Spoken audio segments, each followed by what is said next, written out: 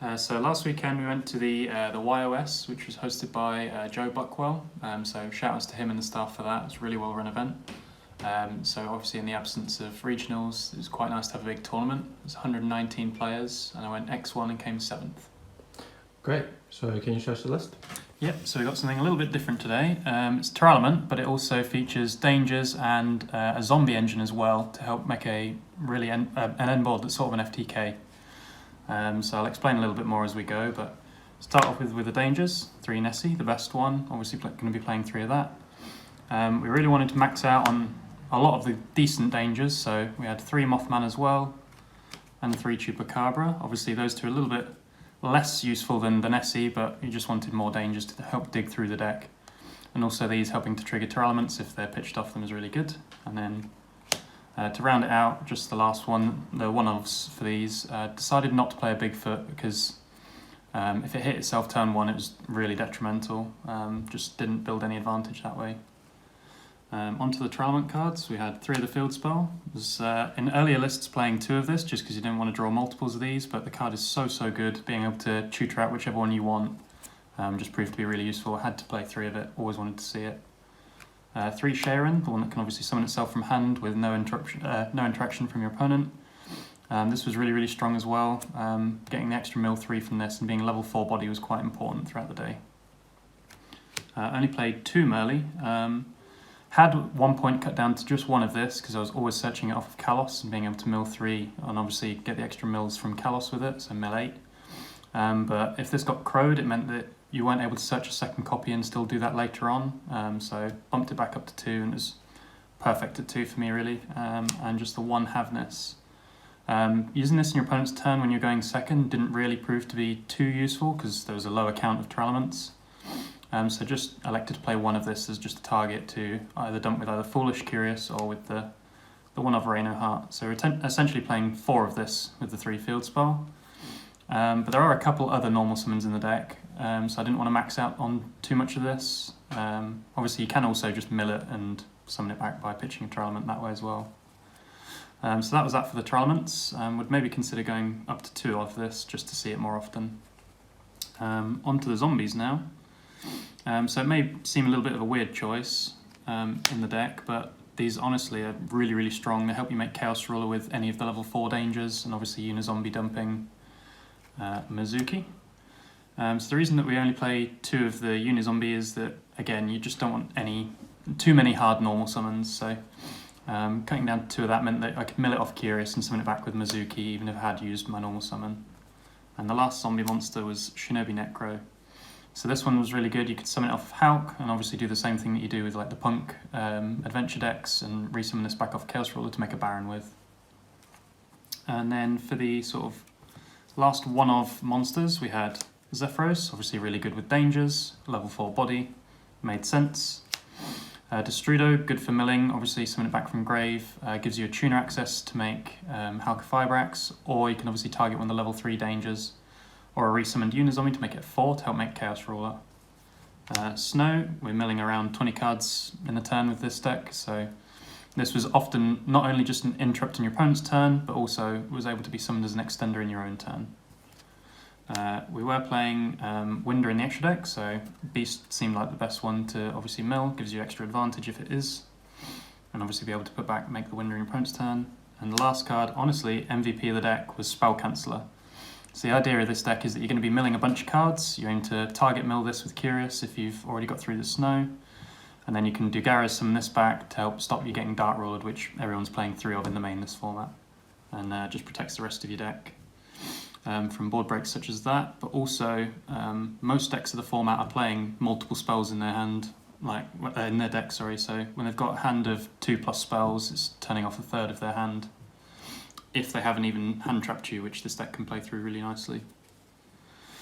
Going on to the spells, I've got 1 instant, absolute god card of the format, summoning out Kalos, again in this deck, giving you a melee is insane. It's sort of like a pseudo grass, I guess, for this. 1 Foolish, again, spot milling for Snow, Canceller, or any other cards, such as Unizombie if you've got Mizukis, or Tearlaments, really strong in this. Playing a lot of the dangers, so Triple Allure helps us see more specific cards more often, really good in the deck. Wouldn't play Desires because of the certain one-offs, and obviously Prosperity you can't play with the Dangers. And then to round it out to an even 40, the only go second or hard go second card in the deck was Dark Ruler, but obviously with the Allures and the Dangers you're going to see it quite often. And just seeing this and be able to out a board and put up a board was often just game, especially against things like Sprite. So that was the main 40 there. Onto the extra deck next. So start off with the links. The things that help you build a board was obviously Curious and Hulk. Curious was super insane all day, and also was really nice when people tried to nib me, just add back off of this and just play through anyway, didn't really matter. The sort of end board pieces of Apollo, IP, and then obviously IP into the Unicorn there. Against Sprite, you're often ending on Apollo, IP, Snow Engrave, and obviously with the Canceller up, means that they couldn't really do anything. You just book the normal summon after you negated it with Apollo. Even if they have starter, you just then Unicorn it after you've Apollo'd it, and they have no further extenders. And even if they do, you've got an extra Snow now that it's back in Grave. And then last link monster was an access code, just for obviously pushing for game. Came up quite a lot, to be honest. You can also summon this as like 5300 and use the aforementioned Dugares to double it to deal like a lot of damage through small things for game. The fusions, again, the things that help you put up the board. Kalos obviously being there for the mill 8. Garura is really, really strong, being able to help chain block the Curious, and also help chain block things like the Chaos Ruler was really, really strong, helps get around the Ash that way. But also just giving you the extra draw was really strong, and obviously Mud Dragon as well. Targeting protection, you just call Dark against most of the things, and you can put up Chaos Ruler or summon a Kalos after, and they can't do anything about it with Imperm or Veiler. And then the more end board pieces, so Dragostapalia, almost never ever summon this turn 1. This is mainly just for either going second with some of the cards on the side, or for summoning off of Redoer when you dump a Sharon off of it. And same goes for the Winder there. Like, I don't think I think maybe once ended on this on my end board, but most of the time it's to make in your opponent's turn or to make going second with cards like Super Poly that was sided. Just the 2 synchros, so again the Chaos Ruler that you make with the Unizombie normally and a Danger, and then the Baron that you make with the Shinobi Necro and this that's resummoned. Usually ending on this as well to help play through evenly. And then onto the Exceeds, Dugares, obviously mandatory for the combo for helping summon back the Canceller. And you just normally stick it into an IP after that. And then the Redoer, that's sort of a nicety. I don't think it's necessary, but when you can get this with a Sharon under it as well on top of the end board, even if they have like Imperm evenly, you chain this, put out either a Winder or a Dragostapalia, keep your IP, and they can't play through it even after IP, even after Imperm and evenly. But also stealing spells with this all day, because again a lot of people are playing a bunch of spells such as Ruler, so getting extra draws off this and 2/4 body that's always recurring was really, really good. And then onto the side deck. We're playing Dangers, so we can't really afford to play hand traps, so a lot of the really strong go second cards. So for the monsters we had triple Lava Golem and triple Alpha. The reason I want to play Lava Golem instead of Sphere Mode is because even if I draw multiples of these I can use them, and obviously with Danger is going to be drawing multiples, so I didn't want to be drawing into Sphere Modes and already having used my normal summon.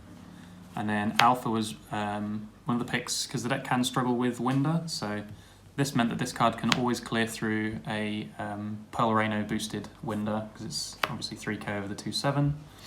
But also going into Sprite and things like that, a lot of people are cutting Dupe Frog, so you can swing over the Elf and then kill the Toad, or vice versa, obviously by bouncing it back. A nice interaction as well is that Jackalop's a beast, so sometimes you'll summon this, and you can bounce them both back and reuse the Jackalope and clear 2 cards as well. So that was those for the side decked monsters. Twin, because again we're playing Dangers, all of them trigger off discards from things like Twin and or Super Poly. So I wanted a card for back row, like this UK regional level sort of deal, so I wanted to make sure that I had something for Eldritch and things like that. Also really good against the Rickus and Avalon deck, getting rid of Concon and the Trap, and against Mathmech to try and trigger the Super Factorial early. And then Super Poly, again, fitting in line with the other cards there. Just really, really strong going into Tearlament and into Sprite if they're not playing around it by keeping the red, obviously, off the field going into the turn. Like, you can just make Garou with this, or Dugares Tepelia, like all the cards that are already playing anyway. Like, we didn't have to put in any specific Super Poly targets for those. And then last couple cards was a side-decked Dweller for the Tearlament matchup. Didn't necessarily have the room in the extra deck for it, but against Tearlament this is 2-turn Scythe, so really strong. Goes in for that instead of the Redoer. And then because the combo takes so long to do, sometimes you can find that the combo can take 10 to 15 minutes through hand traps and things like that. You get a little bit close to time, so just having an option as a card to help push through games and get wins out of those is really strong. And last card was Red Reboot again. Not that the deck really struggles with things like D-Barrier or anything like that, but for decks that have a lot of floodgates or Factorial can be an issue and things like that, so you want Reboot for that to just completely turn them off. Great, so any other thoughts on the deck? Genuinely think it may be one of the strongest, if not the strongest deck of the format. I think it's just really good playing into boards, and I think the end board is almost unbeatable outside of drawing a lot of non-engine. So what exactly is the end board that you normally end on? So end board normally will be a 2-material Palooza. It'll be a IP, a Baron, and the Spell Canceller with enough snows engraved to snow them twice. So you can't get Dark Ruler because of this. They can't get Droplets, Super Polyed, anything like that. Any talents either? Yeah, exactly. Yeah, and also just turning off all the engine spells like Starter and the Pearl Reno, the field spell. You've got protection from things like Evenly if they're going to be doing that. And obviously you have one snow to book, then you make a unicorn, and then you have another snow again. So you end up with like 5, 6, 7 interrupts off just this alone. And not only that, like I was saying, sometimes you can also end on the Redoer, which you can tag out and then summon one of these to in your opponent's turn as well on top of all of that. And also, like I say, the deck's pretty good at playing through hand traps, so if they burn a hand trap or two, they're just essentially just hand looping themselves for this, just to end on that board anyway. Okay.